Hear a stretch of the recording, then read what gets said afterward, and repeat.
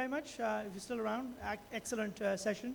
I'll try and do my best. So I think I actually prepared quite a lot of questions, but then we heard all these fabulous speakers talk about all these wonderful innovations, trends. So I think what I decided was I'm just going to focus my conversation this afternoon over 4 or 5 key areas.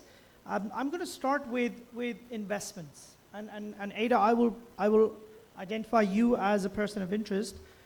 So you're based out of the UAE, and as you know, the GCC, in particularly Saudi Arabia, the UAE and Qatar, and even Aman, are actually increasingly becoming the central hubs for artificial intelligence investment. Can you just touch upon what is driving this ambition? Yeah, am I audible? Yes, okay, yes, perfect. So first of all, thank you for this audience. Everyone looks amazing. Thank you for being here and having me in between all these amazing speakers. So yeah, I'm coming from UAE, and I'm not gonna only talk about UAE because the whole GCC region actually is very, very, I would say, visionary when it comes to artificial intelligence. So when we say AI and why it's important, basically it's important for everyone, for us, for patients, for citizens, for governments. Why? Because it eliminates a lot of the unnecessary workloads. It relieves the healthcare systems, especially for government, and that's why they want to invest in it more. There are some ethical studies that they're doing, but overall, AI applications are inevitable anymore to apply. So they all need to be applied at a very high level and more detailed level as well. So when we look at UAE, when we start with UAE is not only Dubai, I'm sure you know about it, but Abu Dhabi is doing great things when it comes to AI. Actually, a week ago, they just declared that by 2027, they will be the world's first completely AI-managed governments. It's a bold statement, 2027. And why they do it? It's because they see the future there. Because the future is already here, and it's moving so fast, so fast. So at the beginning of this year, around actually March, April, I will say, the government just announced a new cluster called HALM cluster. HALM stands for Health, Endurance, Longevity, and Medicine. So what is the purpose of this new initiative in Abu Dhabi? Basically, they are now, by governments, investing $25.5 billion to life sciences, and most of them are going to longevity solutions and AI solutions, which include R&D, which includes genomics, includes digital health, sports tech, because it's the intersection of longevity and health tech. Similarly, Saudi Arabia, SDAIA, which is Saudi Data and AI Authority, is doing some serious investments as well. They are now investing $100 billion to AI. So it's actually happening right now, and I think it will grow even more. Ada, thank you very much. I think that was a very comprehensive answer, some really important points about some very big numbers. And if I can just ask Professor Shafi and Dr. Suhail, as the pioneers, connected? Yeah? Should be okay. Yeah, if you could just obviously you've been in Pakistan, I think, a couple of days now. You've had an opportunity to hear from speakers like Umair, who's obviously very, very intelligent, and some others. And where do you see are the trends in Pakistan? If you can just talk to us about, can Pakistan benefit from the windfall of the investments, quite close to us in the GCC? And if so, how can we, get the better end of that value chain? So thank you for the question. So obviously the Federal Minister spoke at dinner last night, and he seems to be invested in the future, which was quite impressive. He seemed to understand that technology was vital and that Pakistan had its own unique challenges. When you talk about technology, it's not about technology. It's about how do you change behavior? How do you improve people's perception of healthcare? how do you personalize it? And how do you use it in its fragmented system, in its own ecosystem, which is Pakistan, which is unique. It has its challenges. Yes, you can take solutions from other countries, other healthcare systems, and sometimes we don't show enough of the good quality solutions from abroad. So first, be open-minded. Think about what is needed in Pakistan in terms of primary care, secondary care, and tertiary care. What is it that will make healthcare more equitable and accessible in Pakistan specifically? And how do we change that framework and the goalposts? So first, it's kind of the zooming out picture. What is it that we need? Secondly, what are the key challenge demographics of healthcare needs? Is it communicable disease, non-communicable? What is the framework of demographics? And say, okay, what are the solutions we can provide for that? We heard about Indus Valley, Indus hospitals using data. And absolutely, the first point is how do you collect data that's good enough, that's measurable, that can be used for some of the solutions, 100%. It's got to be at that point. Second is how do you change people's perceptions, the public, of saying, can we empower people by giving them the data or improving their healthcare systems? How do we manage chronic diseases? What solutions might be available? I think it's a bigger picture in terms of what's required. What the things I've shown you are relevant. They are coming. They're here. So the other thing I talk about is exponential thinking. One of the things about individuals globally, we are linear thinkers. We think in small incremental steps. The world doesn't need that. The world needs exponential thinkers who can think outside the box in how the world is developing, how to bring those products, ideas, and scale it up into a healthcare system. So change of mindset, and to improve digital literacy, digital health concepts across the workers, the medical students. Even medical school, let's go back to medical school. Medical schools aren't fit for purpose. They're ancient, they're old-fashioned, and they haven't changed for decades. They don't learn about AI in the medical schools. They don't learn about digital health innovation, I can guarantee you. So we started there bidding nursing school, dental schools, medical schools, changing the perception and knowledge, making those leaders progress through systems so they become the natural leaders of the future. It's much more than a single answer. It's an integrated approach from teaching and learning, digital literacy, it's behavioral change, it's systems-wide approach, and understanding the demographics and challenges of a particular country. And the minister mentioned that yesterday, that primary care was a key initiative in Pakistan. You don't have primary care. So how do you create a system to allow this data to be used in a way that's more measurable? If you don't have primary care in the first place, it makes no sense. The two have to work in combination. Sorry about that laboured answer. It's much more of a wide question and wide answer. Dr. Suhail, do you want to contribute, please? I think digital health is not a new entity. It is just doing the same medicine digitally. We need to understand that. We don't take digital health as a challenge or something new that has come up in the market. So you just simulate the patient experience into digital version. So there are 32 steps in doctor-patient interaction for outpatient conversation. Those 32 steps I try to convert into a software, never losing the touch with the doctor-patient consult spirit. As long as you're staying intact, in touch with the actual medicine, digital medicine is not different.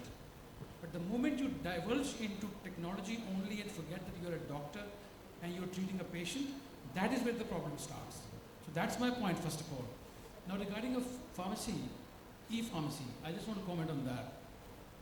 Artificial intelligence gives you extra working memory. I might know the answer to your question, but I may not bring it up. Because of stress, because I'm sleepless, I'm jet lagged. But when artificial intelligence is in my side, that answer is there for me.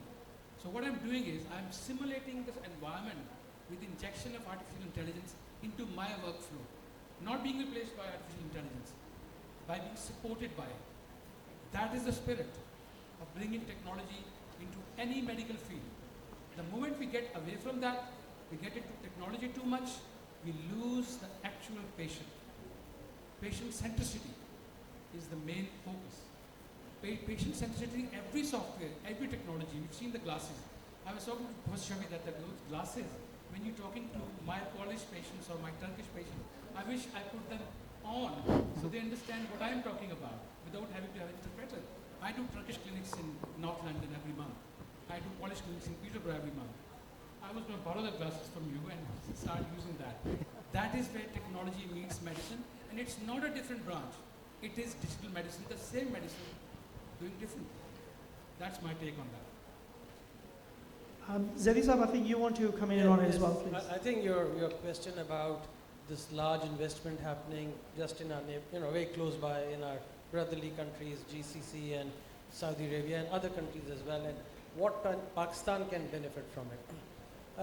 For one, that large investment is going to require a lot of IT people to actually fill that gap. It's not just going to be money hanging in there. It'll have to be, solutions that come up with it. For that, skills need to be developed to a certain level. Otherwise, they will not be hired. So there's an opportunity in Pakistan to actually work towards health informatics, and since we are in health, otherwise other things as well, but that's where the opportunity remains. Similarly, there are solutions, local solutions, which we are producing here, which can scale up using that environment, which could certainly also benefit, in both ways and can come back to us. At the same time, the problems of health in UAE or in Saudi Arabia are not much different from what they are in Pakistan. And we can take that step of actually trying to give them not computer solutions, but actual system solutions, which can then be, because it will have to be a mentally worked out solution, then operationally workable solution, then it will be converted into a digitalized and AI usable solution. So, until and unless people have a problem solving solution to what Shafi Sah said, primary care. The primary care problem exists both in Saudi Arabia and UAE as well.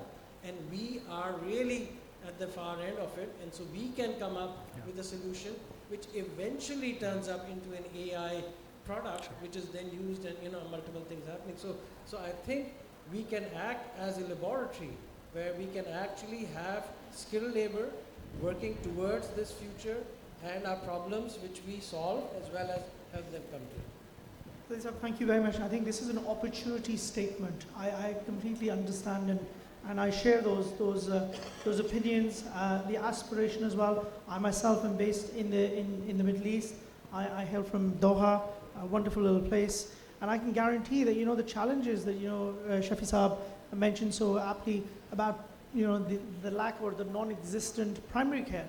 The primary care system, as we know it in the NHS, I had about a 15-year career in the NHS, is the backbone of any thriving healthcare system. And Pakistan suffers not having enough primary care clinicians. But if you look at Doha, and there was a statistic, there are almost, I think, 4,500 GPs, and 1,700 of them are actually from the NHS. And about 800 of them are actually Pakistani Brits. So obviously that is a profession that we like very much. Sadly, we don't have a lot of training that is being offered over here. But Zaidi Sahab, I think another thing that you mentioned was about scale-ups and startups. And I noticed I have Umair Siddiqui Sahab, who spoke very well yesterday. He is obviously the VP for a company called MazikGlobal.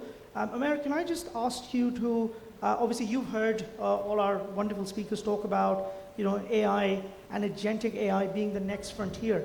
And obviously I'm sure you're at the front end of developing some of these solutions. How prepared are you at MazikGlobal for this new world? I mean, Shafi Saab showed us a glimpse of an operation theatre. I trained as a surgeon, so the theatres that I trained in look nothing like what we will probably see in 2045. So what is your response to that? Thank you, Dr. Shah, and thank you very much for the panel, having me on the panel as well. So, see, I had a session yesterday as well in this same conference, and I was referring to a technology report that talks about AI adoption across the world, across different sectors, and technology is the least challenge we have. The number one challenge that report talks about is what Mr. Bilal identified as integration. Dr. Zaidi also talks about the data and everything. So siloed systems and lack of cohesion is the main issue that is hurting AI adaptation. It's not about building AIs. It's about adapting AI. We are all talking about here how we can adapt that. So the patients can benefit, the healthcare overburdened resources can benefit, and as an all ROI, because even public sector or private sector. Hello. Yeah, have public sector or private sector. Hello. Yeah, public sector or private sector, nobody can thrive without money. So the economy of our AI is very important. So from the technology perspective,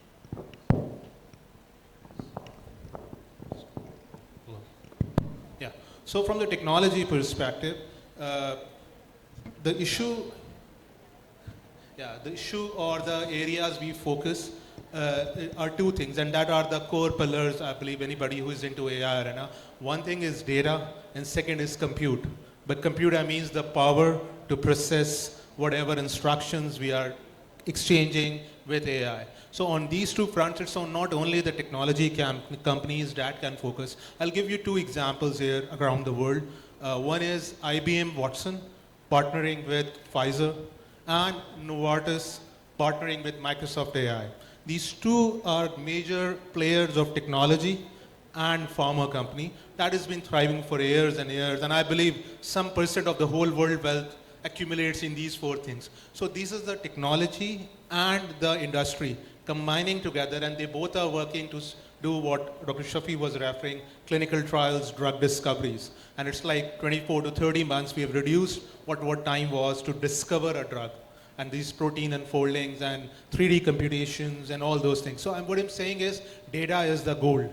And with Dr. Zaidi's again, so we as a technology company, we are supporting Microsoft, we are supporting NHS, we are supporting Saudi companies to go on their digital transformations and their AI path. So we are very open, and we are very we welcome any partnerships. Yesterday, somebody from the audience, pharmacist industry, he reaches out that I don't have the space to connect. We don't have a connected or a platform where we as pharmacists can go and play around with data. So I asked him there are open source projects available that allows global cohesion across technology and industry subject matter experts to work together.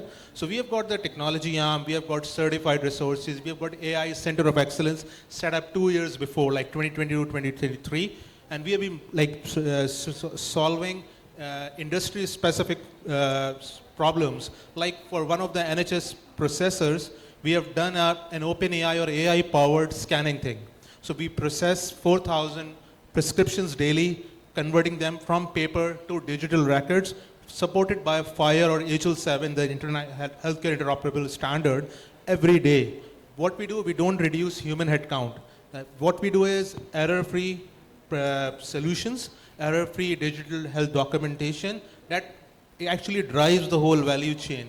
Like what has referred by Dr. Zaidi, that initial expense of $40,000, say 4 lakh or $0.4 million. So that expense is required. But last, before I complete my statement is, we cannot lower down the scale or the cost of adapting AI until we do something around having local data centers. When we go for AI using the multinational technology, the dollars drain out. We are short on dollars as a third world country. So local data centers, local data processors, and local companies investing, like Gulama did on data centers very recently. So we need those players so that every one of us in the room or in this country can benefit a cheaper and a more scalable AI. Thank you. Umair, thank you very much. This is very heartening to hear that all of these wonderful innovations are actually happening in the heart of Pakistan. And I think Umair really, really deserves a round of applause for all the work that he's doing. And I think I wish you well, Umair. I think you're on a noble mission. Salahuddin Saab, if I can just pick your reins a little bit, because Umair mentioned a few things. I know from recent history that you have been the driving force behind the universal EMR, one patient, one ID record system in Pakistan. I think some of the things that Umair mentioned were opportunities, but also challenges. And now, obviously, you're actually working on the digital side of connectivity in healthcare. Is there? I think there's a natural synergy in terms of developing local data centers. So where are we in Pakistan, and how are we progressing on that? Thank you very much. A very insightful discussion, I must say. Pakistan is at the crossroads as we have challenges regarding the data availability how it is coming in, how it is being recorded. And apart from that, there are two hospitals having common boundary wall, but they are not talking to each other. Now, when we say this, there is a vision coming from our Honorable Minister for Health, Mr. Syed Mustafa Kamal, and when he joined office, he said, Salahuddin, we need to launch our program, which is called Universal Medical Record, in which your CNIC will be your unique ID. And how this would be possible when there are 24,000 medical facilities in Pakistan, and each one of them are actually working on their own software and everything. So we started off with a vision coming in that's okay, fine, that there can be some limited sort of resource required for that, but how we can dish out this project through limited fields, and those limited fields should be given to them through APIs, and from there you can get the information to your data centers and then filter it out. And again, we have a connectivity with the NADRA also. We have seen that we have started the Sehat Sahulat program in the past, and when we talk about the implementation of AI, there were the cases where forgery was actually detected through AI, through those false claim coming from the insurance company. Now, when we talk about this, the readiness is there, the will is there, and the government of Pakistan is all committed to launch this universal medical record program. Now, how to start this? So initially what we are planning to do is to start from Islamabad Capital Territory with those tertiary hospitals from where the data can be fetched. And then we can start linking ourselves in a web that, okay, fine, wherever in the territorial limits of Islamabad Capital Territory, we will first produce the project here, and then we can expand it to the other provinces. But the most important part here is that all those facilities where these are actually operating, their healthcare commissions has to be active as such, because the enforcement, and as you know that there is health is a devolved setup, and provincial governments have to play their own part. So we all have to come to this resolution that yes, universal medical record is the solution. How it is going to implement, that is a different story, but the benefits out of it is the healthcare inefficiency will be weeded out. And then we would be coming with the huge cost cutting. So I think it's the need of the hour, and in whatever manner, AI will actually lead us to a position whereby the entire paradigm will be shifted towards this thing. Thank you very much. Thank you, Salahuddin Sahab. Salahuddin Sahab, I just noticed, again, this is again an opportunity, and I would very happily connect you with my brother Mazin, who has been doing a lot of this connectivity stuff in and around the world, and I think Alvarez and Marsal, the company that he's representing today, is known as a bit of a specialist when it comes to digital transformation. So Mazin, if I can just quickly go on to you, and we are running out of time, and I know we have two other panelists who have to contribute as well. You have written quite extensively, and I know we have collaborated on the challenges of the workforce. And Shafi Sahab obviously mentioned that, we need the workforce of the future. Pakistan produces, a very high number of doctors, nurses, clinicians of all sorts. Are we producing the workforce of the future? And if you're not, what can we do to change that? No, I think that's a very good, valid question. So, I mean, I just did a quick calculation, right? So Pakistan is 250 million, right? My in-laws are Pakistanis, just to let you know. My cousin's in-laws, so by default it's my in-laws. But so he's the damad of 250 million Pakistanis, right? Absolutely. I'm 251 now. Thank you. So you guys are extensive. I mean, you're all over the place, so that's good. The good news is you have around 90 million. If I say 80% of that are actually below 40, right? So that's around 90 million, right? More, even more. A lot more. Almost 200 million, actually. 200 million, sorry, 200 million. And 90 million is basically the amount of workforce that are registered, I think, yes. So 200 million is, let's say, below 40. Workforce age is around, you get around, let's say if we exclude the children and below age and whatnot, around 90 million. So from the 90 million, I calculated, I think, the medical registered staff, healthcare staff, all of them, it's around 500,000, 500,000. So the question is, you're already running with low numbers. So that means that you have a huge gap. Even nursing is so low if you look at the nursing to population ratio. So you have to optimize what you've got. That means you have to skill up so quickly, meaning a doctor, a nurse, a pharmacist, you have to be an economist, a digital expert, you have to be a technology, and the IT guys need to be also with you to help you out. So what I'm saying is that to get you to be the workforce of the future, you need to skill up. Yes, absolutely. The World Economic Forum said that the most important skills in 2025 in the skills report, and I want you to pay attention. I don't want you to sleep. I know it's midday. So I want you to pay attention. Strategic thinking and critical thinking is one of the most important skill sets that was published in World Economic Forum. How many of you have actually did some training? Have you done training on AI or any basic skills training in AI? Raise your hand if you have done it as part of your pharmacy or doctor's program. How many of you have done some training? 3 there. In AI, 3? How many pharmacists are there? Can you put your hand up? Leave your hand up if you have done any sort of AI or data related training in your current program. Only very few. So again, my worry is once you graduate, by the way, you're probably gonna leave because you're gonna go to a better opportunity somewhere else. So how do you actually become competitive to go out there to compete? Number one. Number two, how do I retain you to stay here as well and contribute? Because again, you guys are producing a lot of great skills, a lot of graduates from the good universities of Pakistan.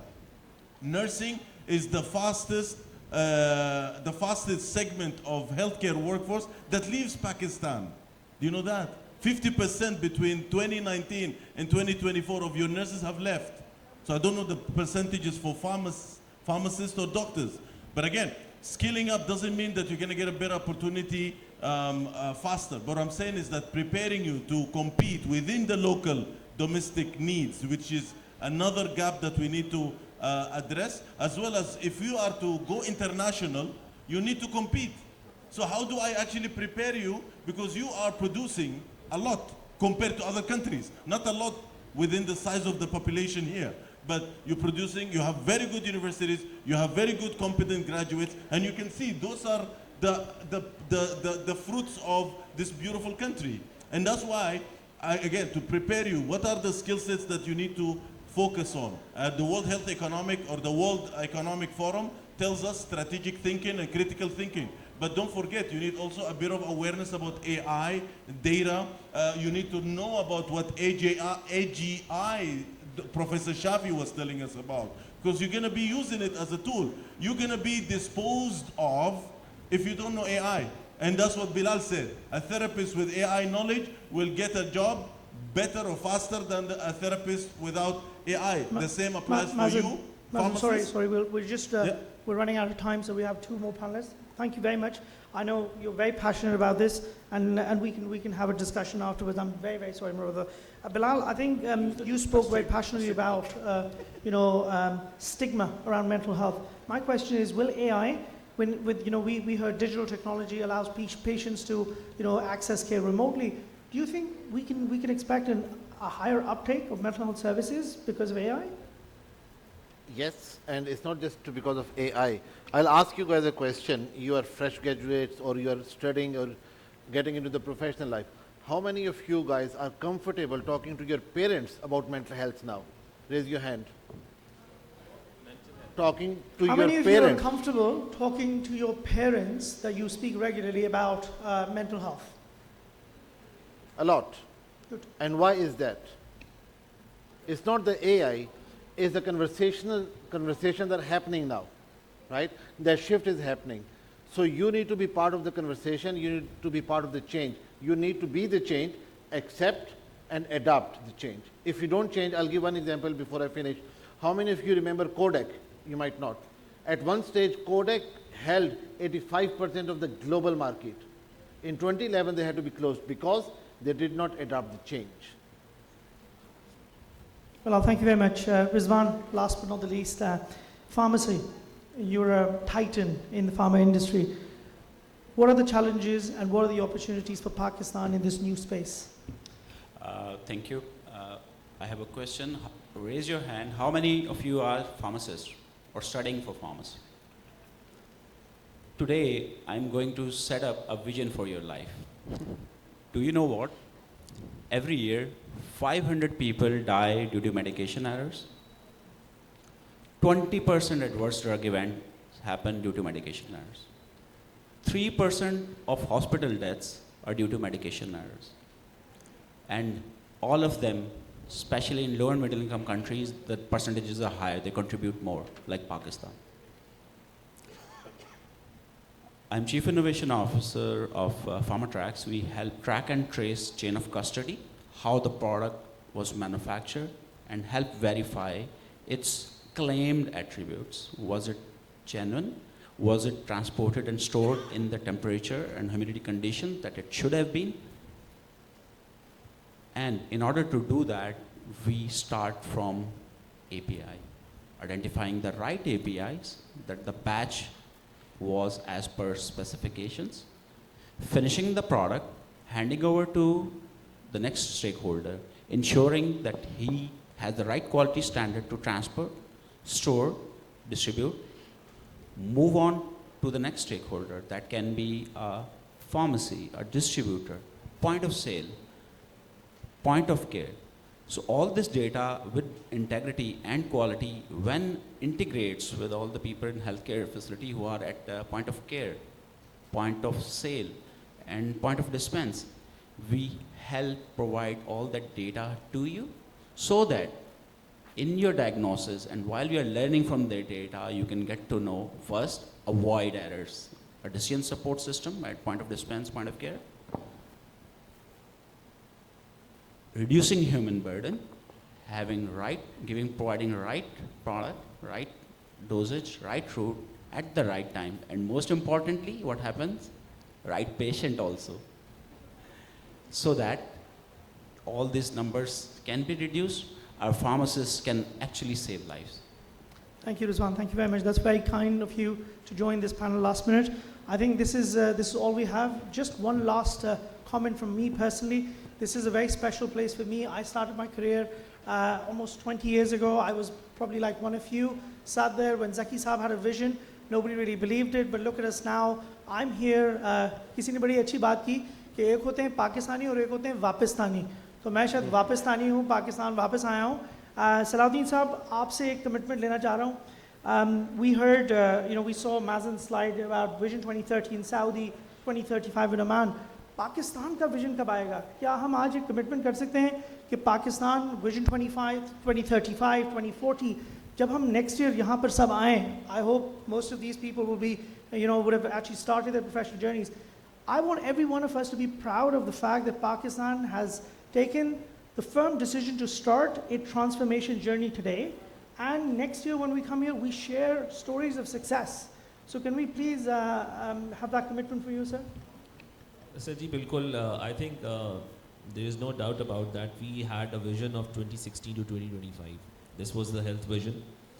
But what I have seen today, the resolve and the commitment coming from the government of Pakistan, particularly the Prime Minister of Pakistan, the health service delivery and healthcare system is very close to his heart.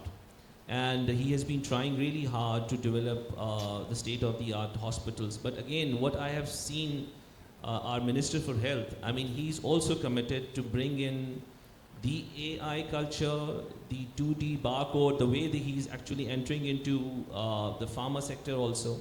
And he talked about this, that how he is completely transforming the health sector.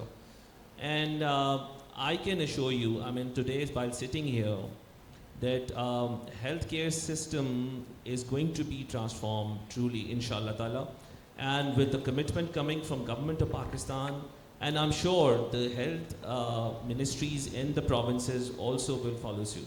Thank you so much, sir. Thank you all. You've been a great audience. Panelists, thank you very much.